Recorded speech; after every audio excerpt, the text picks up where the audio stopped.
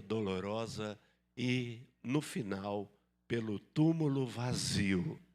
Porque a vitória completa da igreja não foi tão somente o nascimento de Jesus de uma virgem. Já foi um fenômeno, mas não foi a vitória da igreja. A vitória da igreja não foi em ele viver os seus 33 anos, e mais ou menos, sem se envolver com o pecado, sem pecar. Porque um homem viver 33 anos sem pecar não é brincadeira, mas ainda não é a vitória completa da igreja.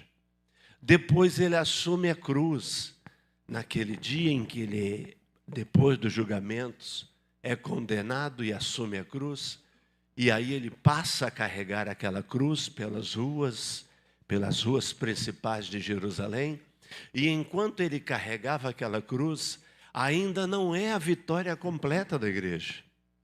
De repente, no entardecer, um pouquinho mais além da hora do almoço, do meio-dia, ele é pendurado naquela cruz que ele carregou. E ele fica agonizando ainda naquela cruz, por 3 a 5 horas, ele vai agonizar na cruz. Mas isto ainda não é a vitória completa da igreja. E de repente, quando ele abre a boca e ele deixa bem claro ao Pai, e ele diz: Deus meu, por que me desamparaste? Em algumas das falas da cruz. E a última da fala da cruz é: Pai, em tuas mãos eu entrego o meu espírito, está tudo consumado. Quando ele diz que está tudo consumado, ainda não é a vitória completa da igreja. A vitória completa da igreja é quando a Maria, no terceiro dia, no domingo, logo cedo, vai lá no jardim, lá no túmulo, que ela queria passar óleo no corpo dele. Quando a Maria vai no túmulo e quando ela chega diante do túmulo, a pedra estava removida. E ela assustou-se quando viu que a pedra estava removida. Era uma pedra grande, redonda, e ela tinha um trilho assim, e ela corria naquele trilho, você abria e fechava o túmulo. Quando ela olhou, estava aberto. E ela entendeu: alguém veio e roubou o corpo do meu Senhor. E ela entrou no túmulo. E quando ela entra no túmulo, tem um ser angelical resplandecente. E ela escuta a voz, e a voz fala: a quem você está procurando? Porque o Jesus que você procura não está aqui. O Jesus que você procura ressuscitou, queridos. Aí é a vitória completa da igreja, queridos. Então a minha vitória completa, a tua vitória completa, é porque ele ressuscitou. E nós, como igreja, ficamos fitos na promessa dele, porque nós sempre estaremos fitos nas promessas. E uma das promessas foi essa: se eu ressuscitar, ele disse para os 12 discípulos, vocês também ressuscitarão. Então ele ressuscitou, e como ele é um Senhor que mantém palavra e mantém a sua promessa, nós vamos ressuscitar também. Amém? Vamos então nos colocarmos todos em pés. Querido, eu quero que você tenha uma ceia abençoada, querido. Se renove nessa manhã, sinta o Senhor entre nós, trabalhando, agindo. Ontem à noite nós tivemos um trabalho fenomenal aqui na igreja, uma coisa impressionante. As irmãs organizaram um trabalho para casais que vai ficar na nossa memória por muito tempo. Parabéns pelo trabalho de ontem à noite. Hoje, quando eu cheguei, a Andréia já me disse que sábado que vem também teremos um trabalho fenomenal. Uma psicóloga estará aqui na igreja com uma conversa com os nossos adolescentes. Vai ser também uma noite linda, e depois eles vão comer também, vai ter alguma coisa. Mande o teu filho adolescente sábado para a igreja. Uma psicóloga vai tratar com eles aqui no sábado que vem. Graças a Deus por tudo isso. Vamos orar então, e nós já estamos no culto de Santa Ceia. Querido Deus e amado Pai, Pai, que alegria grande podemos chegar, ó Pai. Obrigada. Obrigada, meu Deus, pela noite de ontem. Que noite, Senhor. Que momento tão lindo. Que momento tão fantástico, meu Deus. O Senhor proporcionou para esta igreja na noite de ontem. Ó Deus, fica muito claro para essa igreja tudo que intentarem fazer para o louvor da Tua glória, o Senhor vai capacitá-los, ó Pai. O Senhor vai usar os dons, o Senhor vai usar os talentos, e nós teremos condições de fazer, porque o Senhor vai estar trabalhando na vida de todos. Obrigada. Obrigada por todos que trabalharam, os que trabalharam cozinhando, os que trabalharam organizando. Obrigada por tudo que aconteceu aqui na noite de ontem. Pai, chegamos na manhã de hoje, chegamos para uma manhã de Santa Ceia. Senhor Deus, é manhã de renovar a aliança, onde renovamos a nossa aliança conjugal.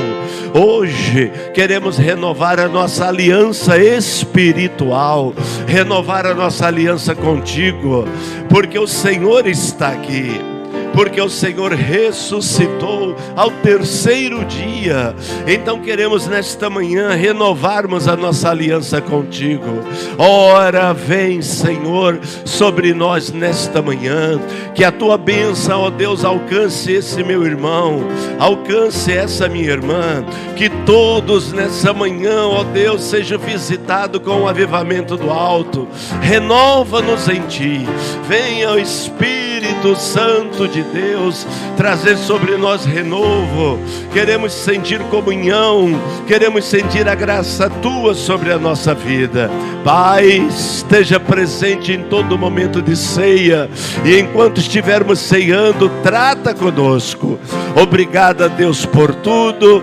Toma o teu lugar aqui entre nós, e tudo que vai acontecer aqui neste dia, nesta manhã, é para a honra e para a glória do teu nome. Pai, nós oramos em nome de Jesus. Amém. Você pode aplaudir? Pode.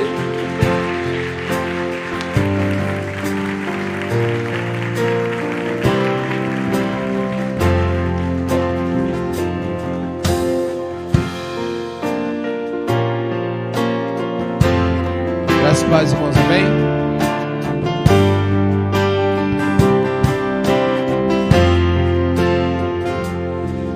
Com cego andei e perdido vaguei, longe, longe do meu Salvador. Mas do céu ele desceu e seu sangue verteu pra salvar um tão pobre pecador. Foi na cruz, onde um dia eu vi meus pecados castigados em Jesus.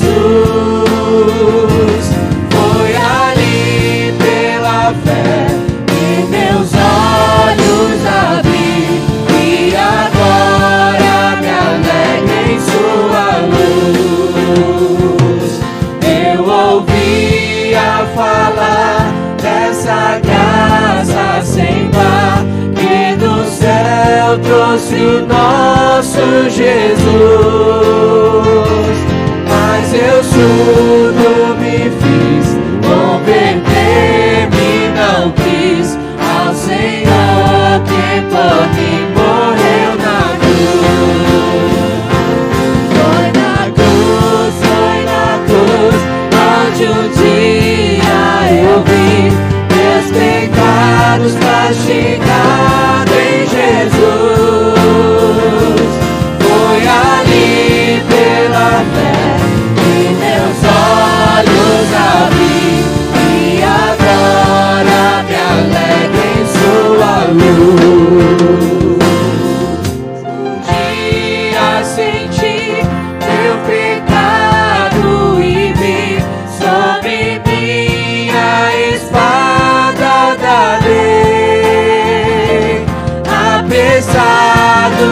fugi, em Jesus me escondi, e abrigo seguro nele achei. Foi na cruz, onde um dia eu vi meus pecados castigados em Jesus. Foi ali pela fé que meus olhos abri, e agora me alegro em sua luz. Malditoso então este meu coração, conhecendo o excelso amor que levou meu Jesus a sofrer lá na cruz pra salvar um tão pobre pecador. Foi na cruz, onde um dia eu vi meus pecados castigados em Jesus. Foi ali pela fé que meus olhos abri, e agora me alegro em sua luz.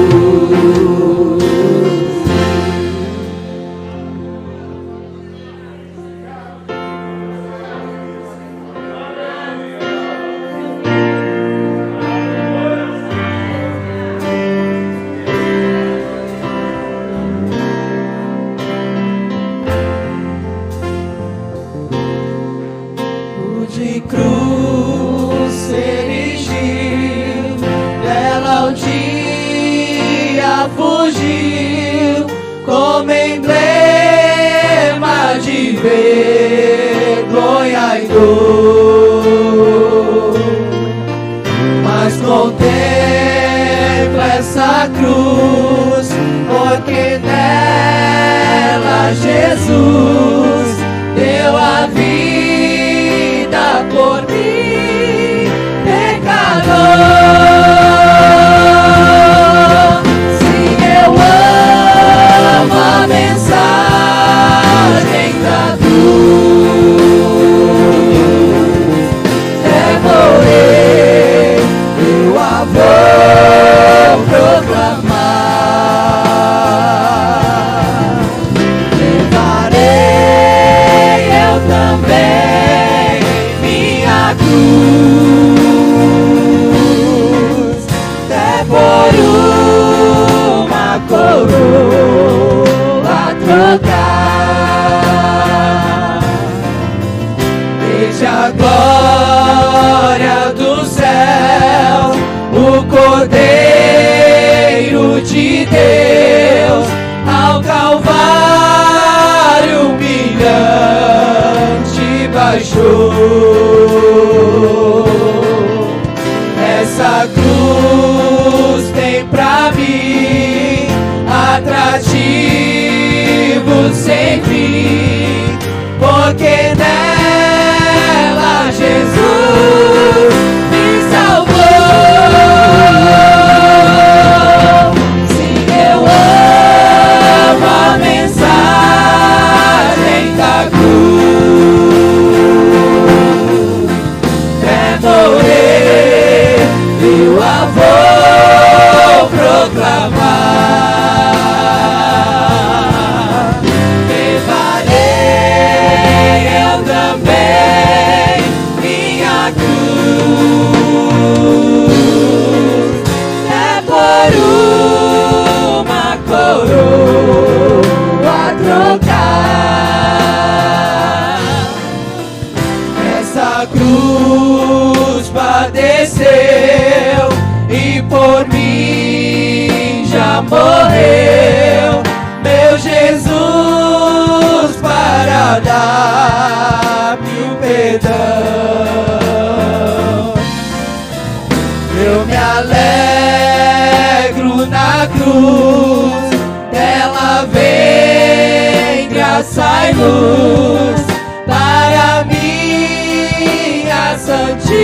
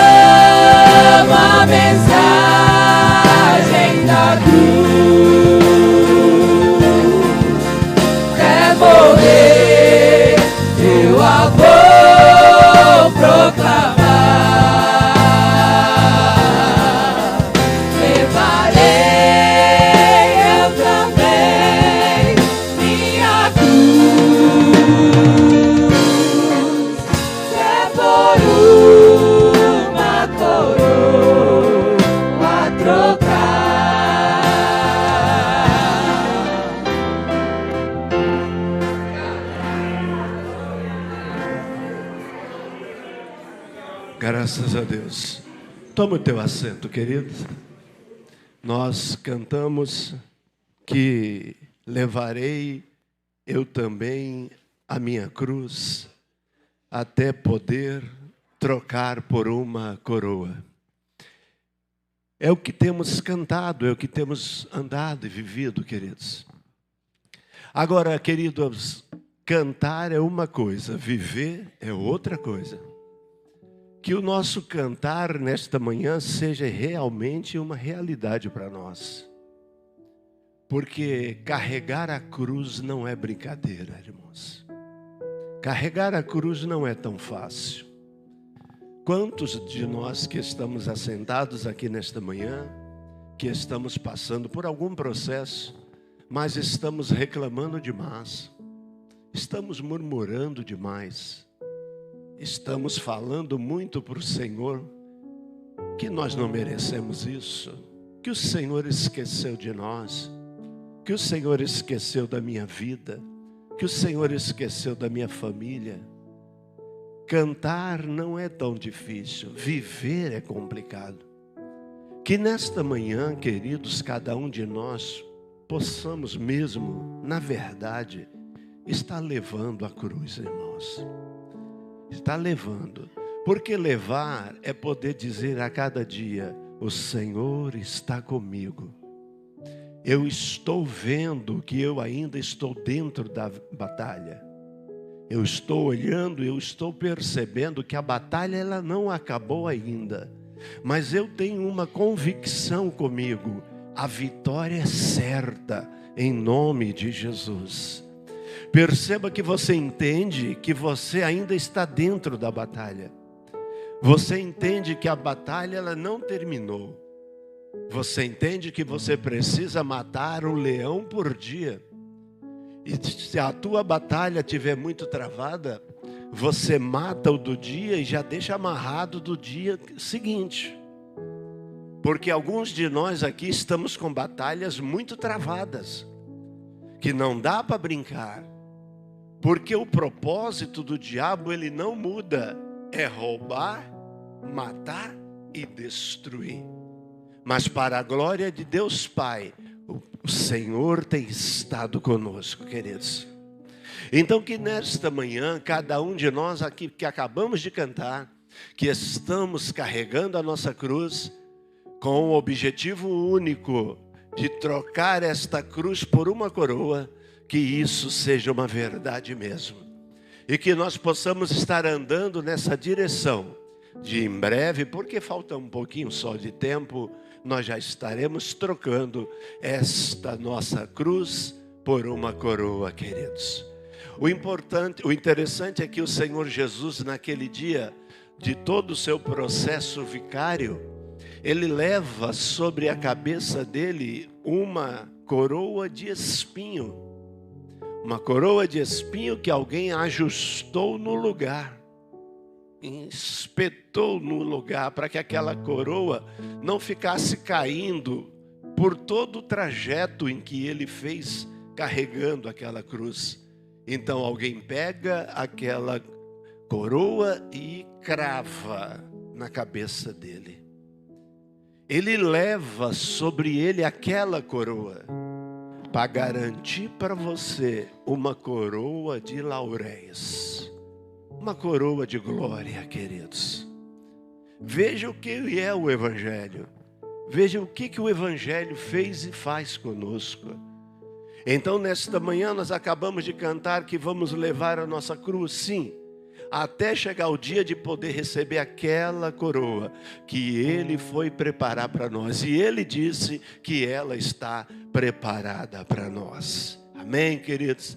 Eu queria deixar um versículo só, uma reflexão breve, porque eu quero ceiar contigo. Depois nós temos algumas coisas a fazermos ainda hoje e nós vamos sair daqui no horário exato. O livro é 1 Samuel, o primeiro livro do profeta Samuel.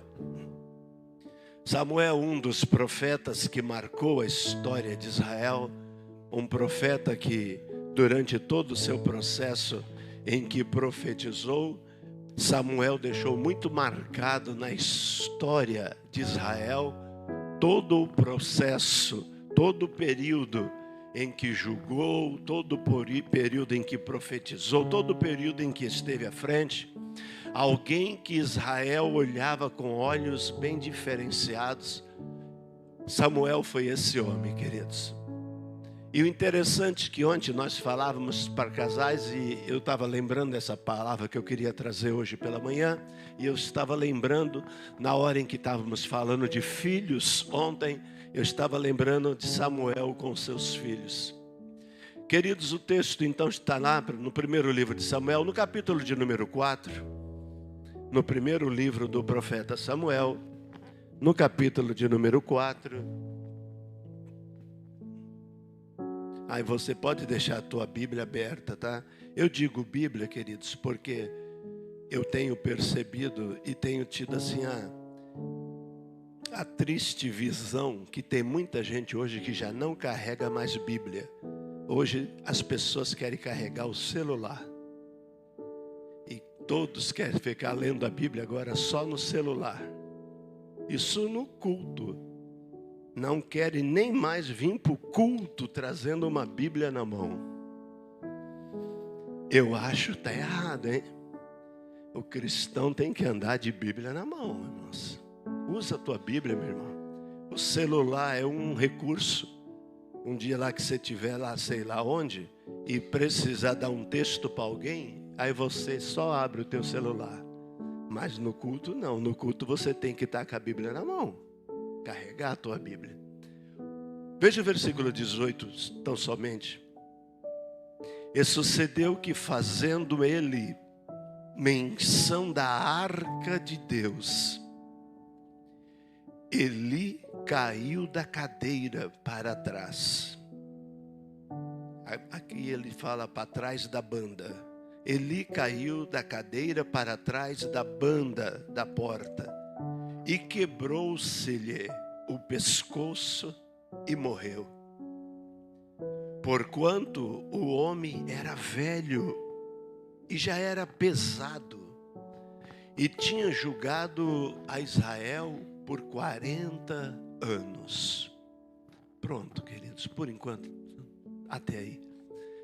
Meus irmãos, nós estamos falando de um momento muito, muito complicado dentro da história de Israel. Israel acabou acostumando-se a ser uma nação que vivia de batalhas em batalhas, de lutas em lutas, de guerras em guerras, porque Israel precisava limpar aquela terra que Deus tinha dado para eles, precisava limpar, tirar, extrair daquela terra todas os povos que ali estavam, porque aquela terra Deus tinha dado a Israel. E isso gerava batalhas e mais batalhas. Constantemente você está estudando e você se depara com outra batalha. De repente você está estudando outra batalha. A ideia que isso vai dando para nós é que o povo de Deus anda constantemente em batalhas. Essa é a ideia que vai dando quando você vai estudando a história de Israel. Que depois, quando você passar para a história da igreja, que é hoje a minha história, a tua história, a história da igreja hoje, o que vivemos hoje, você também vai perceber que você também vive de batalhas em batalhas, de lutas em lutas, de guerras em guerras. Quando está terminando uma, você está começando a cantar o cântico da vitória, já está vindo outra, mas o que vai te animar para encarar aquela outra que está vindo, é que você está acabando de cantar um cântico da vitória de uma que está passando aqui, e nós vamos vivendo de glória em glória, de vitória em vitória, porque Deus é Deus, porque Deus é poderoso. Então a igreja vai vivendo assim. Neste momento nós estamos travando uma batalha. Uma batalha, queridos, que na verdade é uma batalha bem complexa. Uma batalha muito complicada. Porque Israel vinha de um processo também muito difícil, um processo muito complicado diante de Deus. Então, para esta batalha contra os filisteus, e os filisteus eram uma pedra no sapato deles, Toda hora nós estamos nos deparando com os filisteus. Quando chegamos para esta batalha, a Bíblia vai dizer para nós que os nossos guerreiros foram para o campo de batalha. Mas eles sabiam que não seria uma batalha fácil. Eles sabiam que seria uma batalha muito complicada. Então eles não mandaram só os soldados, não mandaram só os valentes, não mandaram só os guerreiros. Para essa batalha, também mandaram a Arca da Aliança. A Arca da Aliança para eles simbolizava o máximo que eles tinham da presença de Deus entre eles. E aí, se nós fôssemos falar ou colocar um tema nessa manhã, nós falaríamos: não se brinca com a presença de Deus. Não se brinca com a presença de Deus. Eles sabiam que a peleja não ia ser brincadeira. Vamos levar a arca. Para conduzir a arca, precisamos levar os sacerdotes. Então, 2 sacerdotes vão para o campo de batalha, levando a arca também. Queridos, agora não tem para ninguém, porque agora nós estamos levando todo o nosso exército. Ou no mínimo estamos levando o que temos de melhor de guerreiros. O que temos de melhor do nosso exército estamos levando. Além de estarmos levando o que temos de melhor de guerreiros, o melhor do exército, estamos também levando a Arca da Aliança. Agora a Arca da Aliança vai conosco. E nós sabemos que aonde a arca chega, Deus chegou, porque a arca simbolizava a presença de Deus entre nós, a presença de Deus entre eles. E eles foram amados. O texto vai dizer que aquela batalha, ela ficou uma batalha pesadíssima, irmãos. A luta foi ficando pesada, era uma luta sangrenta, aquelas batalhas eram cruéis, eram batalhas muito sangrentas. O negócio era muito estranho, porque era na espada, era ali na lança, era na flecha, era uma coisa sangrenta, era no homem com homem assim. Hoje eles mandam mísseis, né? Mandam bombas. Aquele tempo não, era no atrito mesmo, um com o outro. E queridos, de repente, quem não acabou fugindo, morreu. Alguma coisa não deu certo. Porque nós estávamos com a Arca da Aliança conosco. Nós estávamos com os melhores dos nossos guerreiros. O que aconteceu? O que está acontecendo que não deu certo? Amados, não se brinca com a presença de Deus. A igreja não pode acostumar-se a brincar com a presença de Deus. Parece que tudo vai dando certo, está dando certo, está dando certo, está dando certo. Cuidado com isso. Porque a impressão que parece-nos que Deus fica dando corda para nós, ó. E Ele vai dando corda, só que vai chegar uma hora que Ele vai puxar. Porque não se brinca com a presença dEle, queridos. Israel vinha vivendo do jeito que queria viver, do jeito que queria viver. Quando chegou essa peleja, chegou a hora de Deus puxar a corda. Queridos, de repente alguém sai, foge. Foge para levar a notícia lá no nosso arraial de que tudo que tinha acontecido dentro da batalha. Tudo o que tinha acontecido. E quando alguém chega, Eli, o texto que lemos, Eli era o sacerdote do momento, mas Eli já era um homem muito velho. Eli estava beirando já os seus 100 anos de idade. Já vinha julgando, já vinha estando na frente de Israel por 40 anos. Já era um homem muito velho. Eli também era um homem muito gordo. Eli tornou-se muito gordo. E ele estava sentado numa cadeira na entrada da cidade nesse momento, esperando alguém vir trazer notícia. esperando alguém trazer alguma notícia, porque ele sabia, todo Israel está no campo de batalha, a arca da aliança está lá, e o Eli era o responsável por isso. E os meus 2 filhos, que são sacerdotes, estão lá também, porque precisamos levar a arca. E alguém veio trazer a notícia. E a notícia que quem trouxe e deu para o Eli, a notícia não foi boa. Alguém disse para o Eli, sacerdote Eli, nós perdemos a arca do Senhor. Irmãos, aquilo foi muito forte para Eli ouvir aquilo. Nos ouvidos do Eli, o que soou aquilo?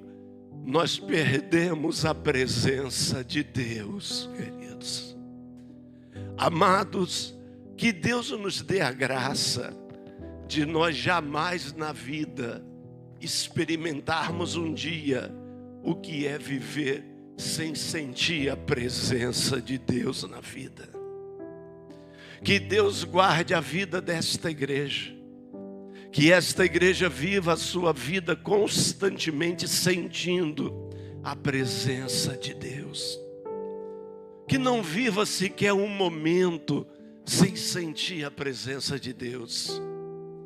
Aquilo foi muito forte para Eli. O texto não chega nem a dizer para nós que ele perguntou dos filhos. Porque naquela peleja, os 2 filhos dele também morreram. Mas o texto não chega nem a dizer dele perguntar, e os meus filhos? Quando ele perguntou, diga para mim, o que se deu da arca do Senhor? E alguém falou, perdemos a arca. Os filisteus levaram a arca embora. O Eli cai para trás da cadeira, quebra o pescoço e morre. Morreram os 2 filhos. Perdemos a arca. E dos nossos valentes, morreram 30.000 soldados. Que derrota para nós, irmãos. Que derrota para Israel. Mas a derrota principal não foi em perdermos os 30.000 guerreiros.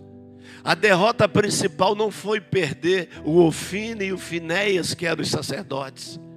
A derrota principal não foi perder o Eli, que era o sacerdote. A derrota principal foi perder a arca da aliança. A presença do Senhor que foi embora. Na arca, lá dentro, nós tínhamos as tábuas que o Moisés recebeu no monte.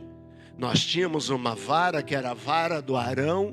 Aquela vara que o Arão jogou no chão e virou serpente.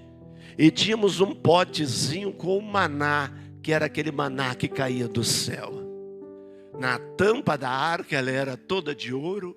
Na tampa da arca nós tínhamos 2 querubins, com as asas voltadas uns para o outro.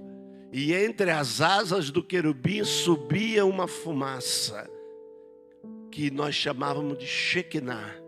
E quando aquela fumaça subia, nós falávamos, Deus está presente.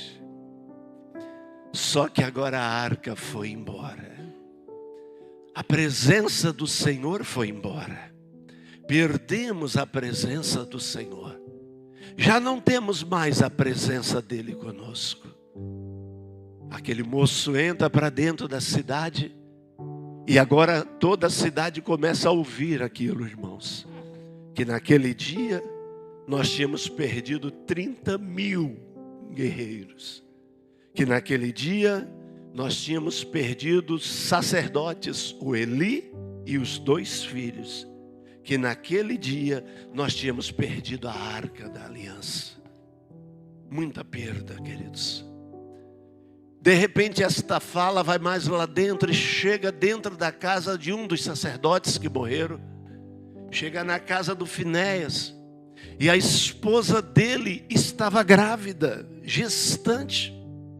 E quando ela escuta que o esposo morreu na batalha, a Bíblia diz que ela passa a sentir as dores do parto. E aquela criança nasce naquela hora. menino. Nasceu um menino. Só que foi um processo tão complicado que a mãe morre. Veja que momento que Israel está vivendo, queridos. Por brincar com a presença de Deus. A mãe da criança morre. Mas enquanto a mãe está morrendo, a mãe ainda consegue pronunciar alguma coisa. E essa alguma coisa que ela pronuncia é o nome da criança. E ela diz em alto e bom som: chame o meu filho de Icabô. E Icabô significa foi-se a glória do Senhor. Veja que momento nós chegamos, David. Não só porque a arca tinha agora se perdido, mas até porque agora nasce uma criança que a própria mãe o chama de Icabô. E durante toda a vida dessa criança, quando alguém chamar ele, alguém vai falar: foi-se a glória do Senhor. Que momento! E os filisteus agora voltam lá para a cidade deles, fazendo uma festa enorme. E que festa os filisteus vão fazer, queridos? Vencemos Israel. Matamos 30.000 guerreiros deles. Acabaram os sacerdotes deles. E ainda trouxemos como troféu para aqui, para dentro da nossa nação. Trouxemos como troféu a arca da aliança deles. A arca que eles dizem que é o símbolo do Deus deles. Ainda trouxemos para cá aquilo que eles falam que é o Deus deles presente. E nós vamos pegar o Deus deles presente e vamos colocar dentro do nosso templo agora. Eles tinham um templo gigante. O templo do Deus Dagon. Dagon era o Deus dos filisteus. Nenhuma nação, querido, esculpia o seu Deus pequenininho. Não faziam isso. Toda nação, quando esculpia o seu Deus, esculpia um Deus gigante, enorme. Alguns de pedras, de prata e de ouro, mas de tamanhos enormes. Porque para eles, quanto maior o Deus era esculpido, significava para eles o tamanho do Deus deles. É óbvio isso. E o que eles não entendiam era isso. Porque tudo que nós fazíamos em nome do Senhor dos Exércitos, em nome do nosso Deus. E eles procuravam o nosso Deus e não tinha. Nós não tínhamos uma imagem para falar aqui o nosso Deus, nós não tínhamos. E eles tinham aquelas imagens. Pegam a arca, que simbolizava o nosso Deus, a presença do nosso Deus. E eles vão no templo deles, no púlpito deles, no altar deles, aonde estava o grande Dagon. E aos pés do Dagon, eles colocam a arca da aliança. Agora o Deus dos hebreus, o Deus do povo de Israel, tem que ficar aos pés de Dagon. Agora o nosso Deus Dagon vai ter aos seus pés o Deus deles. Acabamos com Israel. Israel nunca mais se levanta como nação. Israel nunca mais se levanta para combater ou para lutar com povo alguns.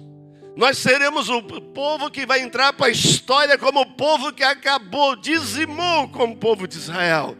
Era o que pensava os filisteus. Colocaram, passa o dia, entra a noite.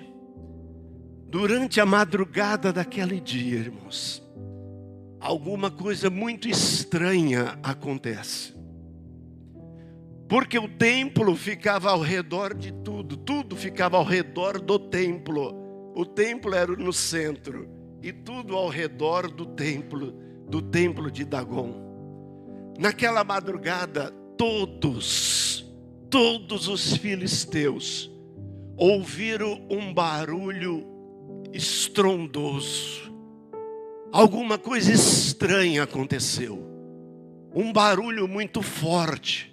Uma espécie de uma bomba, alguma coisa forte.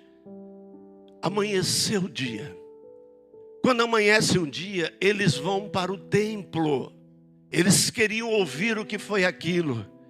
Quando eles abrem as portas e eles entram, eles se assustaram com o que viram. Os filisteus ficaram perplexos com o que viram. Porque quando eles olharam para o altar, quando eles olharam para frente para o altar, eles sabiam que aos pés do grande Dagon, eles tinham colocado a arca da aliança ali. Quando eles olham para o altar, Dagon estava de joelhos diante da arca da aliança. Dagon teve que se ajoelhar diante da arca da aliança, queridos. Era a presença do Senhor. A arca era a presença do Senhor entre nós. Amados, o grande Dagon teve que se curvar. E algumas vezes, homens como eu e você, nós não nos curvamos. A impressão que temos é que não sentimos nada. Brincamos com a presença dele. Até o Dagon teve que se curvar. Não fica tentando entender isso, porque ninguém vai entender. Como é que um ser de pedra, um ser de ouro, um ser de prata, eu não sei do que o Dagon era feito. Como é que aquilo consegue se dobrar? Mas se dobrou. O texto fala, teve que se dobrar diante da arca do Senhor. Os filisteus entram para dentro. Irmãos, e eles pegam Dagon e eles levantam o Dagon. Eles levantaram ele, colocaram o Dagon de pé de novo. E deixaram o Dagon em pé novamente. A arca continuou ali e o Dagon ficou em pé aquele dia novamente. E eles ergueram o Dagon. Entra novamente uma noite. Chega novamente uma madrugada. Agora essa madrugada foi completamente diferente. Porque não foi mais aquele barulho daquela noite anterior. O barulho dessa noite parece que foi uma bomba atômica que caiu lá dentro. O negócio foi assustador. Quando o dia amanheceu, eles vão para o templo. Vão ao templo de Dagon. E quando chega no templo, o Dagon agora não está só prostrado. Não. A cabeça do Dagon caiu. Os braços do Dagon caiu. Agora o Dagon está esquartejado, irmãos. Acabou o Dagon. Não tem mais Dagon, porque perto da presença do Senhor não tem como resistir, querido. Tem que cair, tem que prostrar, tem que declarar que Ele é Deus, que Ele é Senhor, que Ele é poderoso. Algumas traduções falam que cortou as mãos dele, mas a outra tradução fala que ele ficou só o tronco dele. Se foi o tronco, então tirou pelos braços. Eu só sei que ele foi esquartejado. O Dagon, aquele grande Deus, que era o Deus dos filisteus, agora não é nada mais. Dagon agora está destruído, acabado, irmãos. Não é nada mais. Por causa da presença do Senhor. Diante da presença desse Senhor, querido, todos os teus problemas têm que cair. Diante da presença desse Senhor, todos os teus problemas têm que bater em retirada. Quem está te falando isso, está falando porque sabe isso, eu vivo isso, estou vivendo isso. Diante da presença dEle, nós precisamos ver tudo batendo em retirada e o nome dEle sendo glorificado, queridos. Agora não dá mais para levantar o Dagon, porque agora não tem cabeça mais. Agora não dá mais para colocar em pé, porque está esquartejado. Acabou o Dagon, não tem mais Dagon. Então agora no templo não tem Dagon. Agora no povo, todos os filisteus agora são atingidos por hemorroides.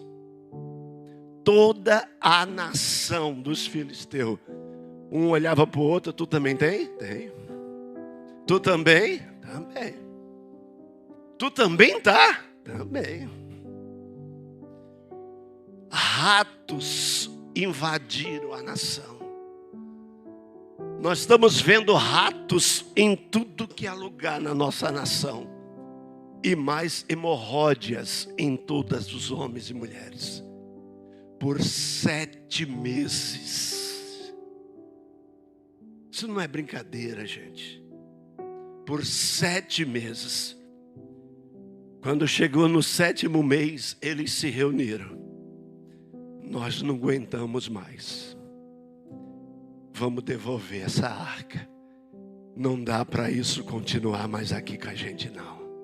Aí quando você vai para o versículo 7 do capítulo 5, aí ele diz: vendo então os homens de Asdod que assim era, eles disseram: não fique conosco a arca do Deus de Israel, pois a sua mão é dura sobre nós e sobre Dagom, o nosso Deus. Tiveram que reconhecer, queridos, a mão desse Deus é tremenda. Nós não estamos aguentando mais a mão dele, nem nós e nem o nosso Deus Dagom. Meu irmão, que nós possamos ter noção do tamanho da mão que está sobre nós, queridos. A mão desse Deus que está guardando a nossa vida, protegendo a nossa vida, protegendo a nossa família, queridos. Ainda que a fúria do maligno seja grande, ainda que a fúria do maligno seja terrível, existe um Deus maior do que tudo isso. Esse Deus te ama, meu irmão. Esse Deus faz menção de você. Esse Deus te conhece pela pessoa do Espírito Santo que cuida de você. Descansa nele. Ele tem cuidado de nós. Amém? Você pode aplaudir o Senhor? Pode. Aleluia. Louvado seja o Senhor. Aleluia. Aleluia. Aleluia. Agora nós vamos ceiar. Eu queria ceiar contigo. Ceiar debaixo desse sentimento de que eu tenho um Deus maior do que tudo. Ceiar debaixo desse sentimento que eu tenho um Deus que, se ele pesar a mão dele, destrói tudo. Dagom não resistiu, Dagom caiu, Dagom teve que se prostrar. Se nós acreditarmos nesta palavra, queridos, por esses dias, não sei se foi o Gilead ou o Alsuíris, mas eles falaram que se nós acreditarmos nela, ela é viva. E se ela é viva, ela é eficaz.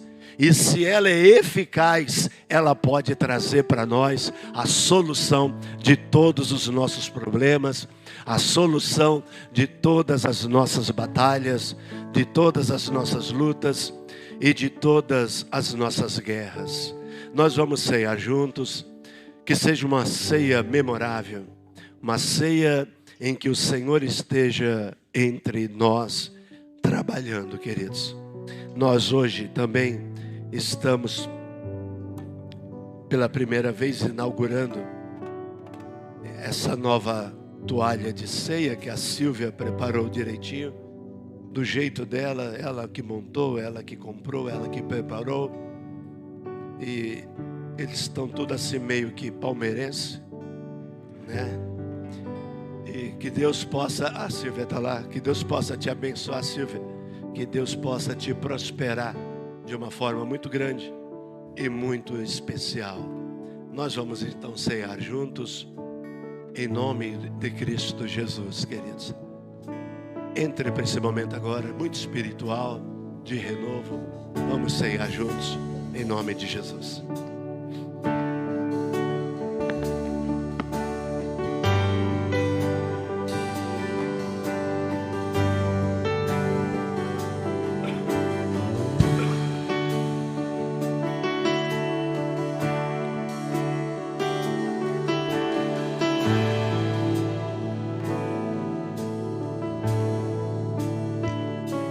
Jesus.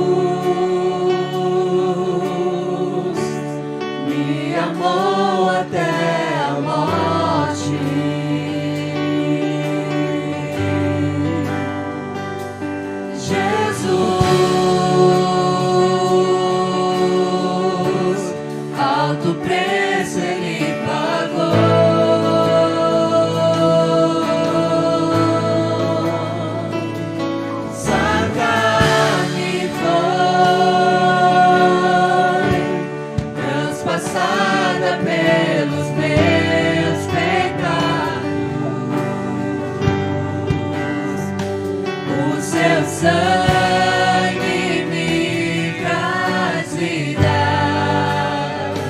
O seu sangue me traz vida. Cada vez que eu como desse pão e bebo desse cálice, em memória de Jesus, minha fé aumenta, o meu espírito se alimenta no amor que só vem de ti, Senhor Jesus.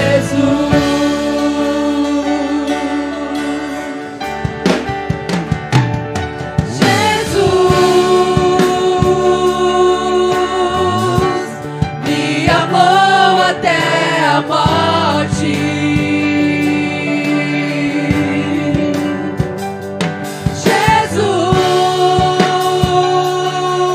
Jesus, alto preço ele pagou.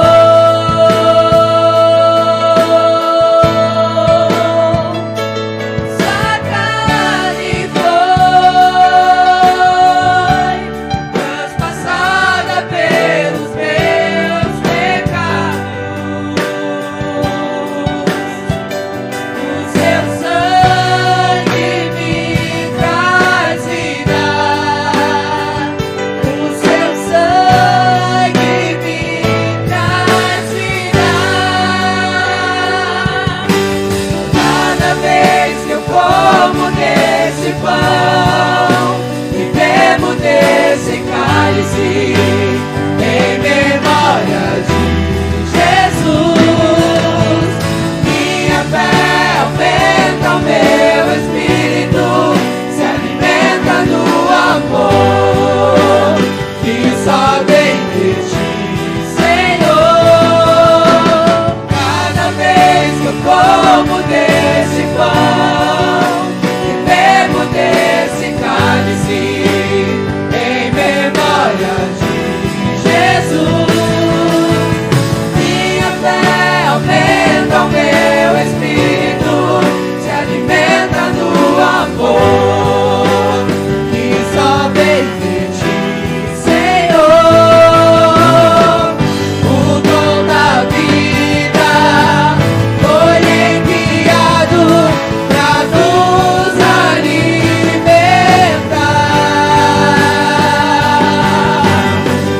Perdeu seu sangue, rasgou sua carne lá na cruz pra nos salvar.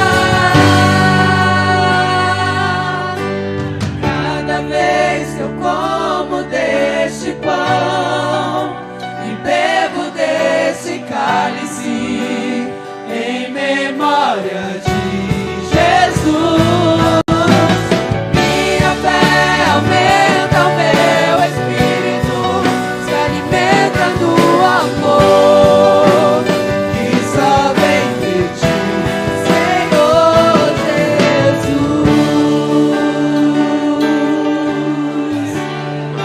Sharai andarabia Sharai nabia show tevas. Manai nabia show. Harai nabia nahas. Sharai nada shu devas. Arabia namas. Aleluia. Aleluia, aleluia, aleluia. Aleluia, aleluia, aleluia, aleluia. Aleluia, aleluia, aleluia. Ele está entre nós, queridos. Ele está entre nós. Nós temos a oportunidade nesta manhã de ceiarmos com a presença dele aqui entre nós, queridos. Eu deixo o texto, Paulo escrevendo aos nossos irmãos, lá na igreja de Corinto. Paulo escreve os advertindo, os instruindo. Eu deixo o mesmo texto para nós nesta manhã. Havia dissensões, havia lutas, problemas, batalhas. Mas ele acaba instruindo e ele fala: nisto, porém, que vos dizer-vos, não vos louvo, porquanto vos ajuntais não para melhor, e sim para pior. Vejo que eles tinham problemas lá. Porque antes de tudo eu ouço que quando vos ajuntais na igreja, há entre vós dissensões, e em parte eu creio. E até importa que haja entre vós heresias, para que os que são sinceros se manifestem entre vós. Então tudo isso aqui Paulo está de acordo, porque Paulo sabia que precisava ser manifestados sinceros no meio dos falsos. De sorte que quando vos ajuntais num lugar, não é para comer a ceia do Senhor, porque comendo cada um toma antecipadamente a sua própria ceia, e assim um tem fome e o outro embriaga-se. Não tendes porventura casas para comer e para beber? Ou desprezais a igreja de Deus e envergonhais os que nada têm? Que vos direi? Louvar-vos-ei? Nisso não vos louvo. Porque eu recebi do Senhor o que também vos ensinei, que o Senhor Jesus, na noite em que foi traído, tomou o pão, e tendo dado graças, o partiu e disse: tomai, comei, isto é o meu corpo que é partido por vós, fazei isto em memória de mim. Semelhantemente também, depois de cear, tomou o cálice, dizendo: este cálice é o novo testamento no meu sangue, fazei isso todas as vezes que beberdes em memória de mim. Porque todas as vezes que comerdes este pão e beberdes este cálice, anunciais a morte do Senhor até que venha. Portanto, qualquer que comer este pão ou beber o cálice do Senhor indignamente, será culpado do corpo e do sangue do Senhor. Examine-se, pois, o homem a si mesmo, e assim então coma deste pão e beba deste cálice. Porque o que come e bebe indignamente, come e bebe para a sua própria condenação, não discernindo o corpo do Senhor. Por causa disso, há entre vós muitos fracos e doentes, e muitos que dormem. Porque se nós nos julgássemos a nós mesmos, não seríamos julgados. Mas quando julgados somos, também somos repreendidos pelo Senhor, para não sermos condenados com o mundo. Portanto, meus irmãos, quando vos ajuntais para comer, esperais uns pelos outros. Mas se algum tiver fome, então coma em casa, para que vos não ajunteis para a condenação. Quanto às demais coisas, ordená-las-ei quando for ter convosco. Amém. Levante o pão, querido. Eu vou convidar o pastor Kleber, ele vai estar orando, consagrando o pão. Isso é pão, tá, irmãos? Nós vamos orar agora. Depois da oração vai continuar sendo pão, mas vai simbolizar para você o corpo dele. Senhor nosso Deus e Pai, aleluia. Nós ouvimos uma ministração nessa manhã. Aleluia. Deixou aleluia. bem clara para nós aqui, Senhor, Aleluia. que apesar aleluia. dos erros, das falhas do seu povo, ó Deus, o Senhor venceu. O Senhor venceu Dagon, o Senhor venceu aquele povo, Senhor, independente, Senhor, do seu povo. O Senhor venceu os filisteus, independente do seu povo, mesmo o seu povo tendo errado, falhado, Senhor, e cometido muitos erros. O Senhor venceu os seus inimigos, ó Pai. E aqui, Senhor, nessa manhã de Santa Ceia, ó Deus, Pai, o Senhor mostra, Senhor, que através da sua morte e ressurreição, o Senhor venceu, ó Deus, independente de nós, Senhor. Nós não fizemos por merecer, já foi dito aqui, não há mérito algum em nós, Senhor. Se nós obtivemos a vitória, se nós obtivemos a salvação e a vida eterna, foi por meio da sua vida, da sua morte, da sua ressurreição, Senhor. Deus, há muitos problemas que são maiores do que nós, enfermidades que são maiores do que nós, o adversário que é maior do que nós, Mas, ó Deus, o que nos traz consolo essa manhã é que nenhum deles é maior do que o Senhor. Sim, sim, O sim, Senhor é maior do que Senhor é eles. maior. O Senhor é mais poderoso Senhor do é que maior. eles. E a vitória sobre eles virá, Aleluia. porque o Senhor está em nosso meio. Aleluia. Seja exaltado essa manhã, Ai, Senhor, ai, nessa ai, casa, nessa igreja, na Ai, nossa ai. vida, na nossa família, Senhor. Seja engrandecido e todos hão de se prostrar diante do Senhor. Todos hão de se render e confessar que só o Senhor é Deus. Para a glória do Pai, do nome do Pai, do Filho e do Espírito Santo, nós consagramos esse pão. Aleluia.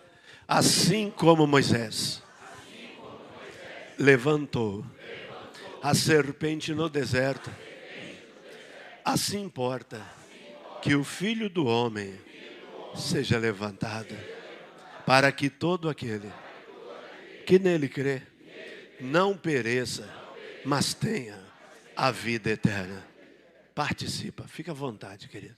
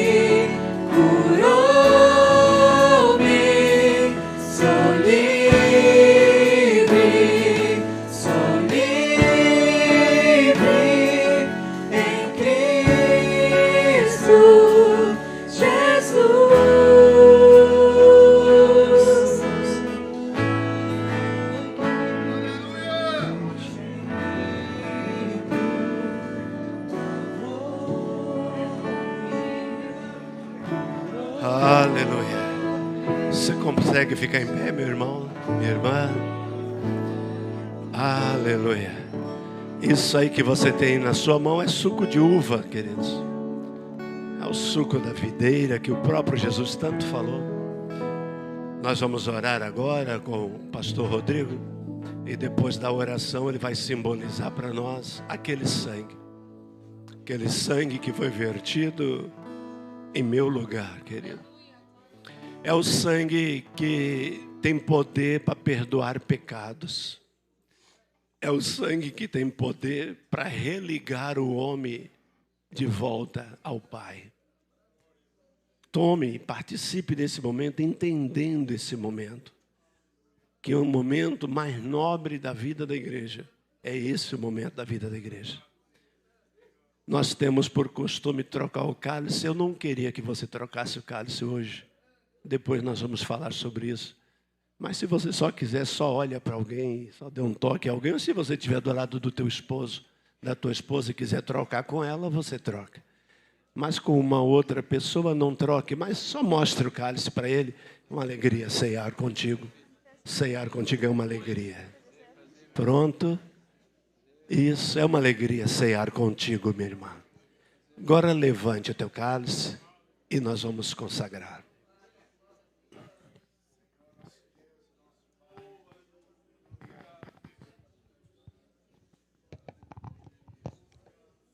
Senhor, nosso Deus e nosso Pai.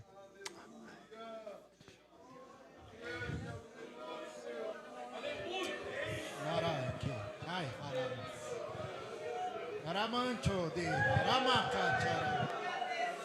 Rima Shode Haramanda Gaia Shanda. Temos em mãos, Senhor, este símbolo maior do que qualquer outro Deus. Deus não tem sangue, Senhor. Mas o de Jesus foi vertido até a última gota. Até a última gota. Até a última gota para alcançar o último dos pecadores. Um sacrifício completo em favor da nossa vida. E por este sangue hoje, nós temos acesso à vida eterna. Quando olhamos, ó Deus, este símbolo agora na nossa mão, temos consciência que o sofrimento foi realizado naquele lugar. Aleluia. O sangue foi derramado e foi vertido de fato, como uma fonte que jorra agora para a vida eterna na nossa vida. Senhor Jesus, que seja real na mente da tua igreja este sacrifício e essa vida derramada, porque hoje, por meio deste sangue, a tua igreja está viva, Senhor. No reino espiritual nós alcançamos vida pela tua vida. O teu sangue garante vitória. Há poder no sangue de Jesus. Há poder no sangue de Jesus. Há poder no sangue de Jesus. E nenhum mal se põe diante da igreja pelo poder deste sangue. Agora nós consagramos a ti, ó Deus, este símbolo e trazemos à memória aquilo que nos dá esperança. Visita-nos, Deus, com a tua presença, em nome de Jesus. Participa, fica à vontade, querido.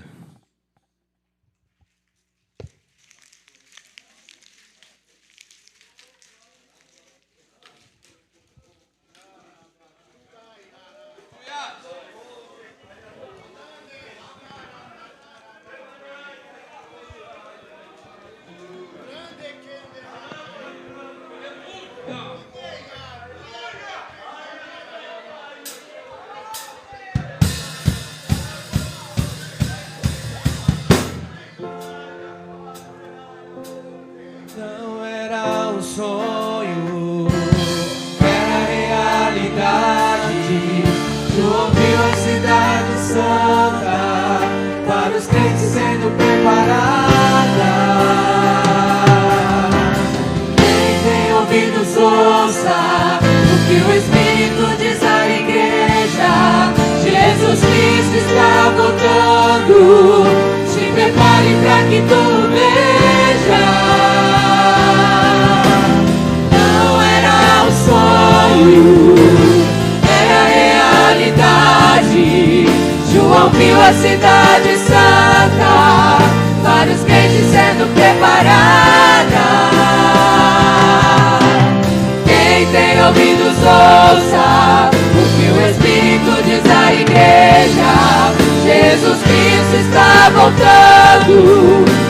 prepare para que tu veja.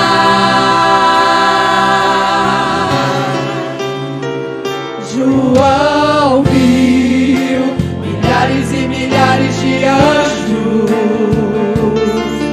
que voavam ao redor do trono, que voavam ao redor do trono, que voavam ao redor do trono de Deus.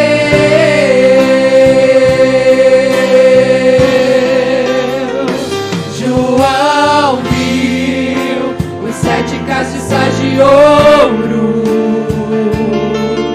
e no meio dos 7 castiçais um semelhante ao Filho do Homem.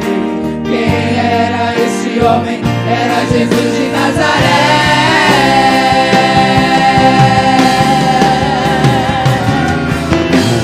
Não era um sonho, era realidade. João viu a cidade santa, vários crentes sendo preparada. Quem tem ouvidos ouça o que o Espírito diz à igreja. Jesus Cristo está voltando, te prepare para que tu veja. João viu e não mais pôde suportar todas essas maravilhas preparadas para os seus filhos, e dará todas essas bênçãos quem vencer.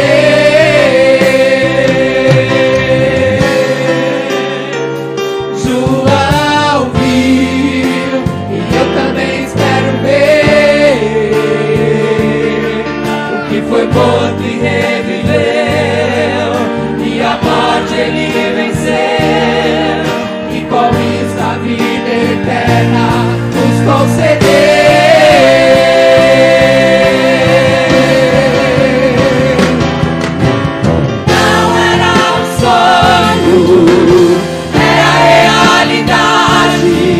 João viu a cidade santa, vários crentes sendo preparada. Quem tem ouvidos ouça o que o Espírito diz à igreja. Jesus Cristo está voltando, te prepare para que tu veja. Não era um sonho, era realidade. João viu a cidade santa, vários crentes sendo preparada. Quem tem ouvidos ouça o que o Espírito diz à igreja. Jesus Cristo está voltando, te prepare para que tu veja. Não era um sonho, era realidade. João viu a cidade santa, vários crentes sendo preparada. Quem tem ouvidos ouça o que o Espírito diz à igreja. Jesus Cristo está voltando, te prepare para que tu veja.